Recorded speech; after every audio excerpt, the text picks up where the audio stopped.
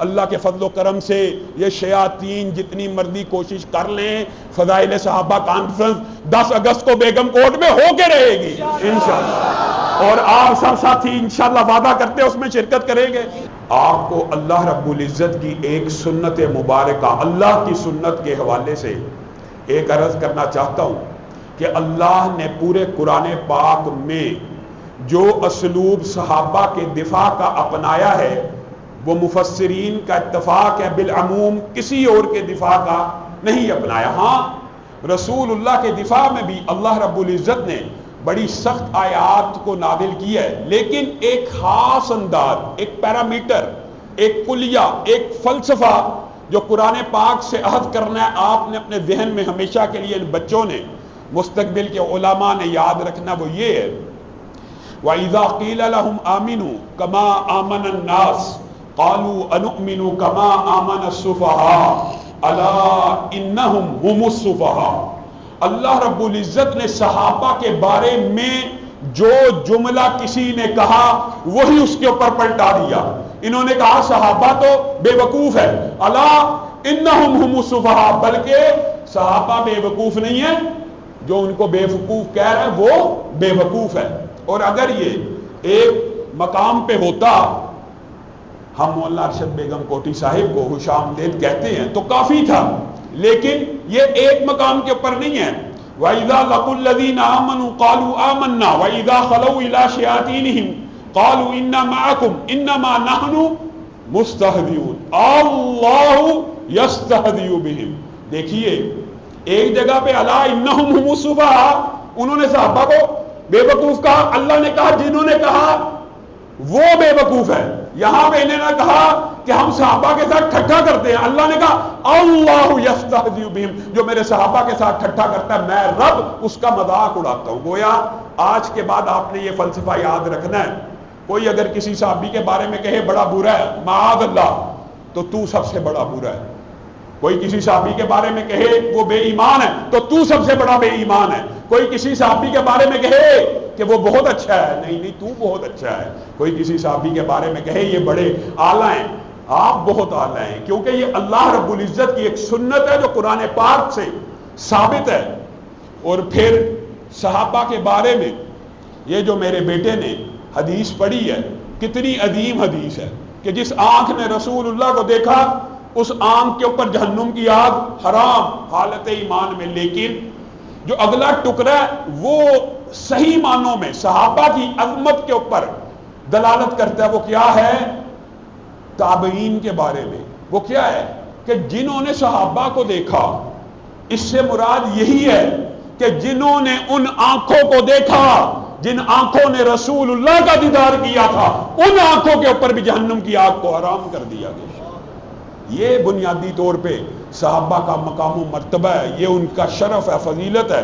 رسول اللہ صلی اللہ علیہ وسلم نے فرمایا تھا عالم ارواح میں اللہ رب العزت نے سب سے مقدس دلوں کو ٹٹولا، اور جو سب سے پاکیزہ اور مطہر تھے ان کے اوپر نبوت کے تاج کو رکھ دیا، اور جو ان میں سے سب سے اعلیٰ تھا، افضل تھا، متقی تھا، اس کے سر کے اوپر تاج ختم نبوت کو رکھ دیا۔ پھر انبیاء کی تقسیم کے بعد یہ حدیث اکیلی اس بات کے اوپر دلالت کرتی ہے، انبیاء کی تقسیم کے بعد، انبیاء کو چننے کے بعد اللہ رب العزت نے مخلوقات میں سے انسانوں کے دلوں کو ٹٹولا۔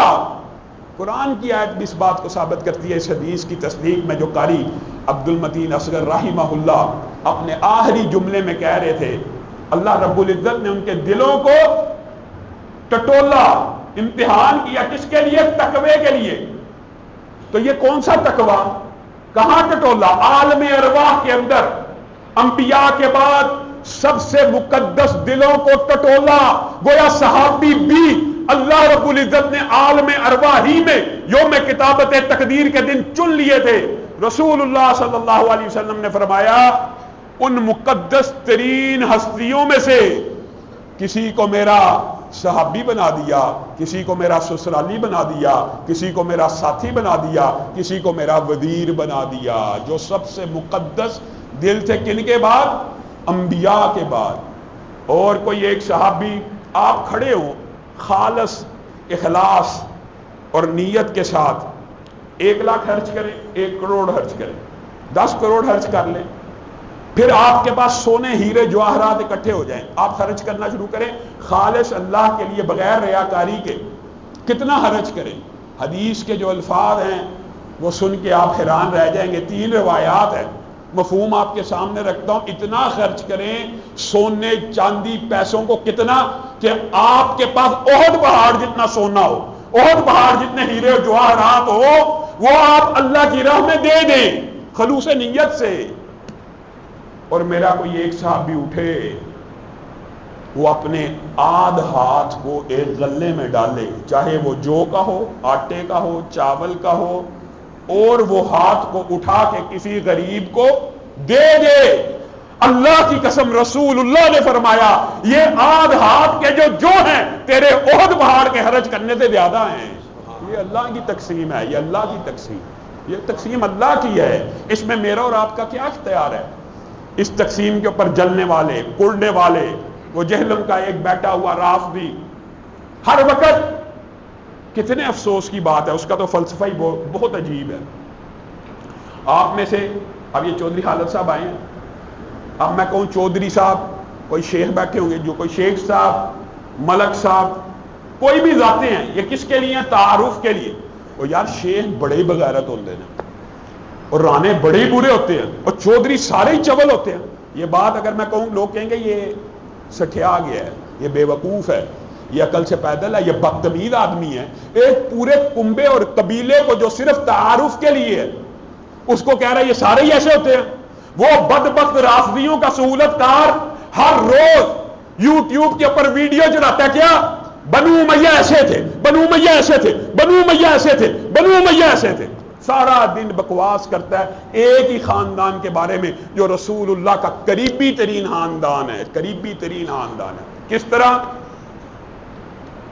کئی مرتبہ باتیں ایسی ہوتی ہیں کہ جن کو کہنا نہیں چاہیے، لیکن آپ بیٹوں کے سامنے یہ بات رکھنا چاہتا ہوں۔ ایک شخص نے، رافضی نے، ایک ٹی وی پروگرام کے اندر، اور مجھے یقین ہے کہ وہ چینل ساری زندگی اس پروگرام کو نہیں چلا سکے گا۔ کس وجہ سے؟ ریکارڈنگ تھی۔ اس بدبخت نے کہہ دیا، میں نے کہا مقدسات اہل سنت کا جو مقدمہ ہے وہ یہ ہے کہ جو آپ مقدمہ توہین رسالت کا پیش کرتے ہیں غیر مسلموں کے سامنے، غیر مسلموں کو ہم کہتے ہیں رسول اللہ کی توہین نہ کی جائے، کیوں؟ کہ ہمارے دل دکھتے ہیں۔ یہ ہیٹ سپیچ ہے، یہ فریڈم آف سپیچ، آزادی اظہار نہیں ہے، یہ ہیٹ سپیچ ہے، یہ نفرتوں کو پروان چڑھاتی ہے۔ اس سے 2 ارب مسلمانوں کے دل مشتعل ہوتے ہیں۔ میں نے کہا ہمارا یہ مقدمہ جو ہم یورپ اور مغرب کے سامنے رکھتے ہیں، آپ لوگوں کی وجہ سے یہ مقدمہ ہمارا کمزور پڑتا ہے کہ آپ کو ہم کہتے ہیں مقدسات اہل سنت کی تعلیم کی جائے، ورنہ دنیا کے 1.5 ارب سے زیادہ اہل سنت کے دل دکھتے ہیں۔ یہ ہیٹ سپیچ ہے۔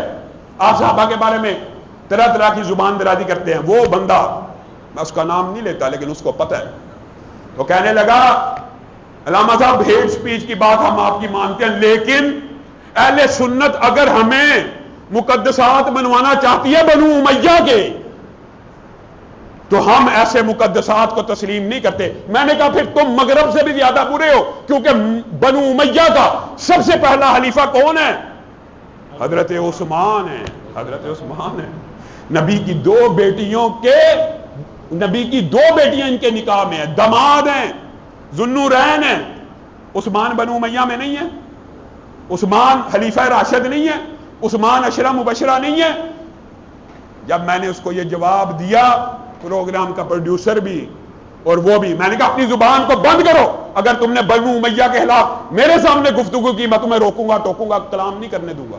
ابھی تقریباً مہینہ ہو چکا وہ پروگرام چلانے سے قاصر ہیں۔ آپ مجھے بتائیے سیدنا عثمان بنو امیہ کے ایسے حیادار ہیں، ابو بکر آئے رسول اللہ بیٹھے ہوئے ہیں، عمر آئے رسول اللہ بیٹھے ہوئے ہیں، عثمان آئے رسول اللہ ایک دم اپنی چادر کو، تہمت کو سیدھا کر رہے ہیں۔ اے اللہ کے رسول، ابو بکر آئے آپ ویسے ہی لیٹے رہے بے تکلفی سے، عمر آئے آپ ویسے ہی بے تکلفی سے لیٹے رہے، عثمان آئے آپ ایک دم کھڑے ہوئے، اپنی چادر کو سمیٹنا شروع کیا، آپ نے لباس کو سیدھا کیا، کہا جس عثمان کی رب حیا کرتا ہے میں محمد اس کی حیا کیوں نہ کروں صلی اللہ علیہ وسلم. یہ وہ عثمان ہے اور یہ وہ صحابہ ہیں جن کے بارے میں ہردہ سرائی ہر محرم میں شروع ہو جاتی ہے. اور یہ جو مرزا جہلمی نے قصہ کہانیاں یہ بنائی ہوئی ہیں نا بنو امیہ کی اور بنو ہاشم کی، میں ایمانداری سے آپ کو یہ بات کہتا ہوں، یہ آپ کو نیوٹرلائز کرنے کے لیے. نیوٹرلائز کا مطلب یہ ہے آپ کو ڈی سینٹیسائز کیا جائے.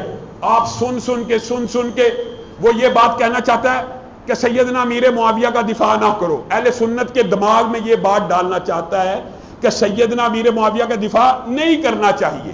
بار بار پنچنگ سے کچھ لوگوں کے دماغ بدل بھی جاتے ہیں، لیکن ایمانداری سے بتلانا، ایمانداری سے تجزیہ کر لیں کہ جو لوگ جن کا یہ ایجنٹ ہے، جو روافض ہیں، اگر ہم سیدنا امیر معاویہ کا دفاع، مثال دے رہا ہوں مرزا جہلمی جیسی سوچ و فکر کے مطابق کرنا چھوڑ دیں تو کیا ان روافض کی زبانوں سے سیدنا ابو بکر بچے ہیں، سیدنا عمر بچے ہیں، امی عائشہ بچی ہیں، امی حفصہ بچی ہیں؟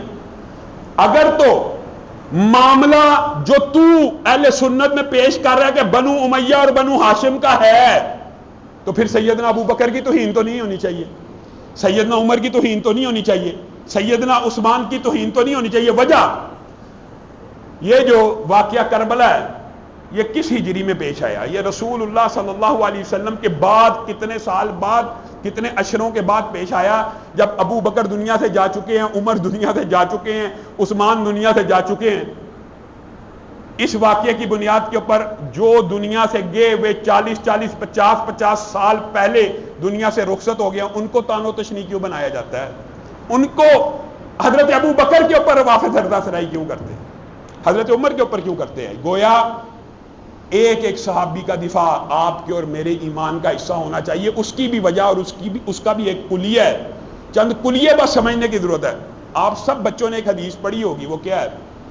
کوئی مسلمان اگر کسی دوسرے مسلمان کو کافر کہے، بے ایمان کہے، لعنت بھی بھیج دے، 4 سے زیادہ مختلف حدیثیں ہیں، ان میں سے سب سے بڑا کیا ہے کہ کسی کو کافر کہے. تو اگر جس کو کافر وہ کہہ رہا ہے وہ کافر نہ ہو تو بندہ کہنے والا خود صحیح حدیث ہے نا. اگر کسی کو کافر کہے اور وہ کافر نہ ہو تو وہ کفر پلٹ آتا ہے. اب آپ نے اس کلیے کو سوچنا، ایک عام مسلمان کو کافر کہہ دینے سے اگر وہ کافر نہ ہو بندہ کافر ہو جاتا ہے، اور جو سارے ہی صحابہ کے بارے میں کہہ دے کہ رسول اللہ دنیا سے چلے گئے تھے تو 4 کے علاوہ معاذ اللہ سب مرتد ہو گئے تھے، کافر ہو گئے تھے، وہ مسلمان باقی رہ سکتا ہے؟ نہیں. جو کسی صحابی کے بارے میں کہے کہ بے ایمان ہے وہ ایماندار ہے.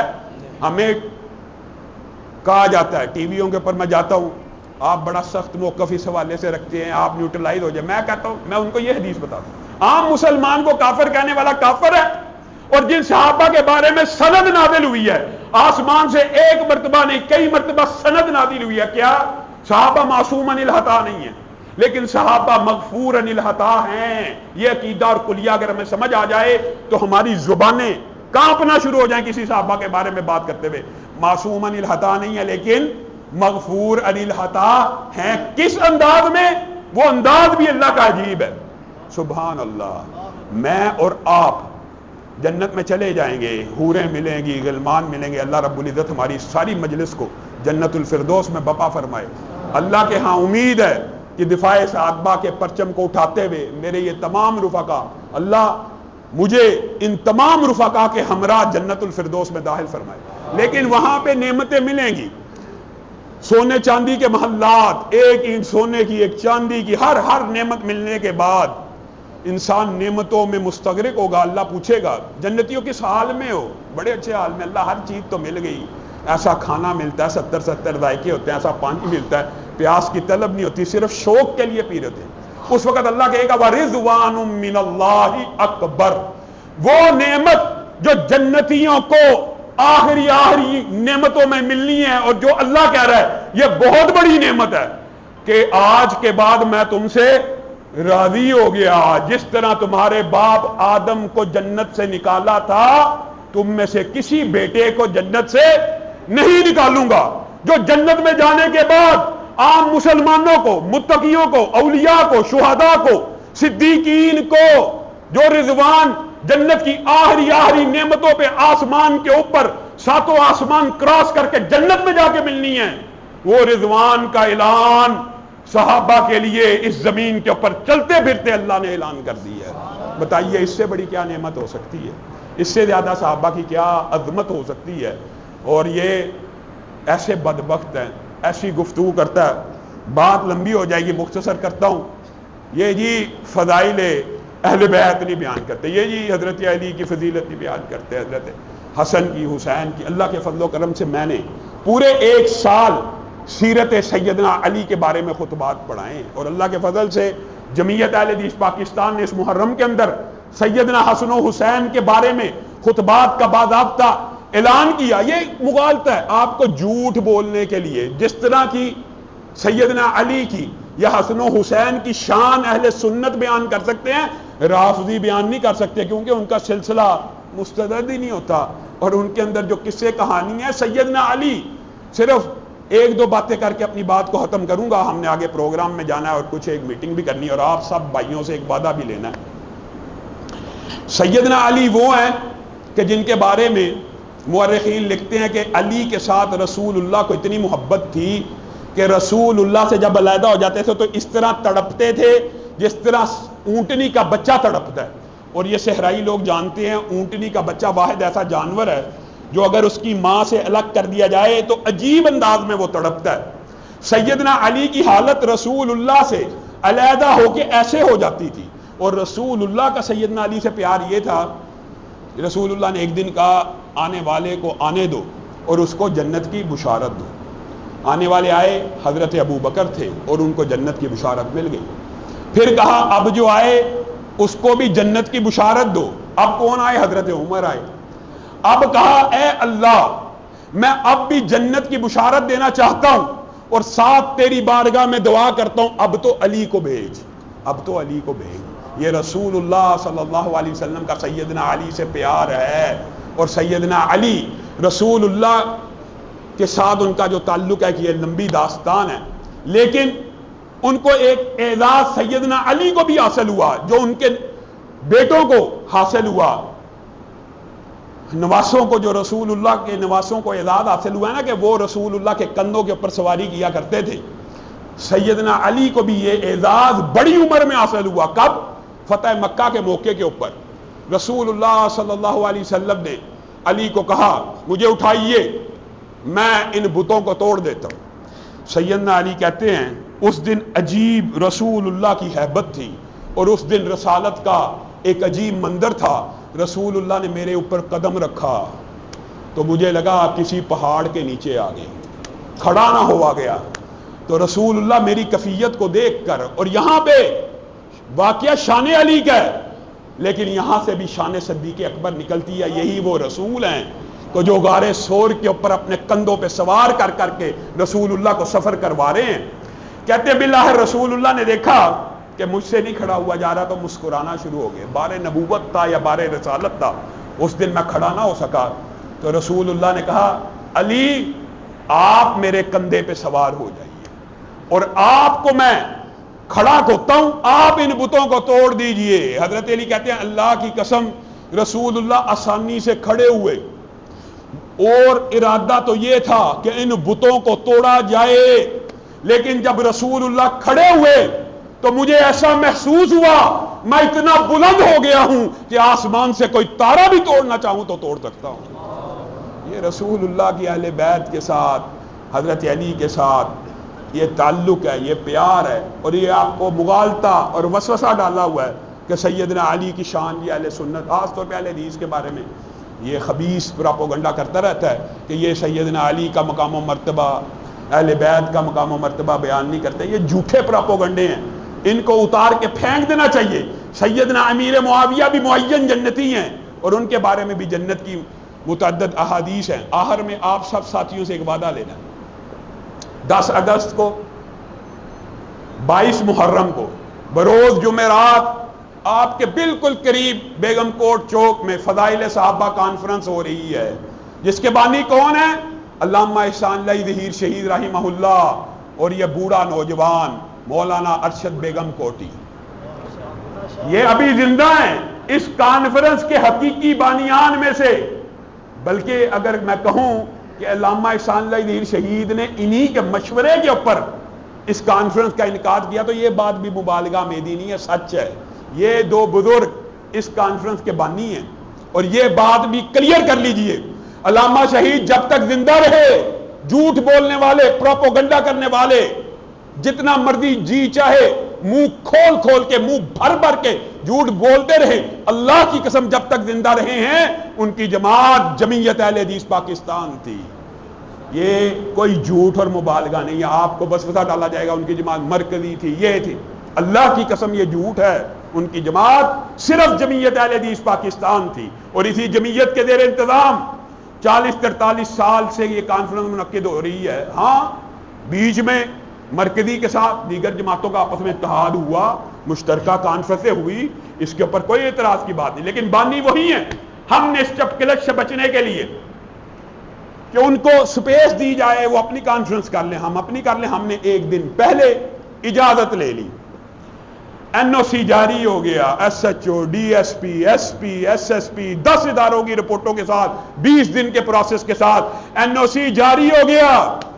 آپ ہی کے علاقے کا ایک انسپیکٹر شاہد چٹھا اٹھا، اس کو پتہ نہیں کیا تکلیف ہوئی، اس کے دن ہماری کانفرنس بھی نہیں، اس نے درخواست دی سینئر افسران کو جھوٹ کذب بیانی، اور پھنس گیا، ایسا جھوٹ بولا، ایس پی سیکیورٹی جو سی ایس پی افسران ہوتے ہیں سیدھا اس کے پاس پہنچا، جس گھنٹے میں ایس پی ہماری اجازت پہ سائن کر رہا ہے اسی گھنٹے پہ اس کی درخواست کینسلیشن کو بھی موو کر رہا ہے سائن کر کے۔ اندازہ کریں اپنے افسران کے ساتھ دھوکہ دہی، اپنے افسران کے ساتھ فراڈ، اپنے افسران کے ساتھ جھوٹ۔ اب اس نے یہ جو حرکت کی ہے، جمعیت اہل حدیث پاکستان انشاءاللہ اللہ کے فضل و کرم سے جس وقت سرکاریوں اور درباریوں کا اقتدار عروج کے اوپر تھا اور مینار پاکستان کے اوپر تالہ بندی کروا رہے تھے، جس وقت میرے پاس ہمارے ساتھ اتنے رفقا موجود نہیں تھے، اس دور میں بھی ہم نے علامہ شہید کی عیدگاہ کو چھوڑا نہیں تھا۔ اب تو آپ میرے ساتھ ہیں، اب تو عوام کا ایک سمندر ہے، اللہ کے فضل و کرم سے یہ شیاطین جتنی مرضی کوشش کر لیں، فضائل صحابہ کانفرنس 10 اگست کو بیگم کوٹ میں ہو کے رہے گی انشاءاللہ، اور آپ سب ساتھی انشاءاللہ وعدہ کرتے اس میں شرکت کریں گے، ہاتھ اٹھا کر وعدہ کریں کہ آپ سب ساتھی فضائل صحابہ، یہ صحابہ کے دفاع کی کانفرنس، یار دفاع صحابہ کانفرنس کو یا فضائل صحابہ کانفرنس کو کون روک سکتا ہے؟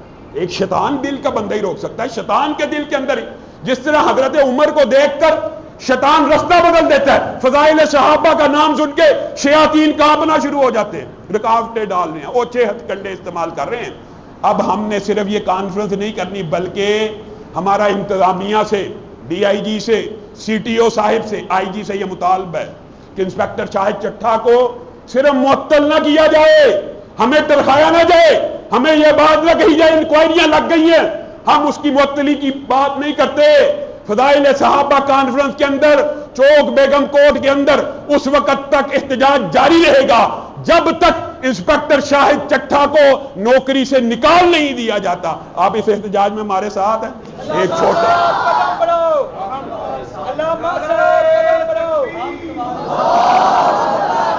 چھوٹا سا انسپیکٹر ایک جماعت کو پولیس اور انتظامیہ سے لڑانا چاہتا ہے، پولیس اور انتظامیہ کے افسرانوں کی آنکھیں بند ہیں کہ ایک انسپیکٹر کے اوپر آنکھیں بند کر کے ڈاک کے اندر پیسے لگا کے، رشوت لگا کے، اپنے senior C T O police افسر کا نام لے کے وہ درخواست لے کے گیا، آنکھیں بند کر کے سائن کر دیے۔ ایسا ہم نہیں ہونے دیں گے، اللہ کے فضل و کرم سے آپ جو جی چاہے کر لیں، فضائل صحابہ کانفرنس ہو کے رہے گی۔ واخر دعوانا ان الحمدللہ رب العالمین۔